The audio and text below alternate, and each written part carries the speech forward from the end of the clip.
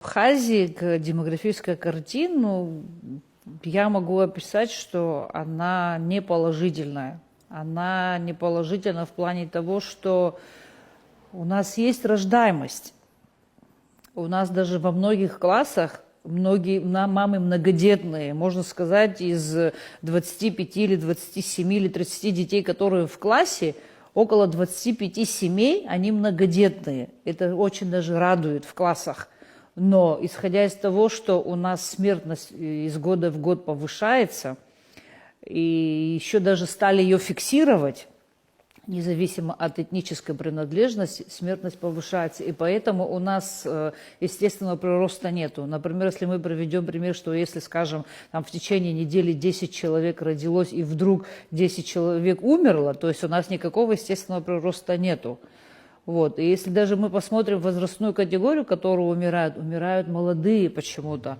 Причем именно умирают в репродуктивном возрасте мужское население. Я больше всего склоняюсь к тому, что помимо ДТП на дорогах нашей республики, также еще и влияет наркотики. Именно в наркотическом состоянии или же в алкогольном состоянии ребята садятся за руль, естественно, они себя не контролируют. Далее еще что хочу заметить, у нас с октября месяца, то есть с сентября месяца свадебный бум. То есть у нас по всей Абхазии много свадеб.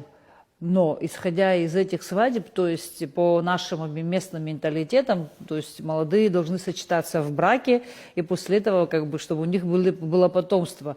Но если последить за этим процессом, молодые не спешат обзаводиться детьми, то есть у них на первом месте стоит сама свадебная церемония. Она очень, конечно, многозатратная, и не каждая семья тоже, скажем так, что может себе позволить такие затратные свадьбы сыграть. Это тоже влияет на мужское население, потому что у нас свадьбу играет парень, свадьбу играет. Вот. И ребята молодые сдерживаются обзаводиться детьми. Очень изменились потребности. То есть у молодого парня должна быть машина, работа, жилплощадь. Жилплощадь не просто там разбитая, она должна быть полностью отремонтирована, с техникой, с мебелью. Ну, извините, если у парня нету таких возможностей, или у родителей этого парня, то есть ему получается, что он не должен жениться. И ребята тоже откладывают процесс бракосочетания.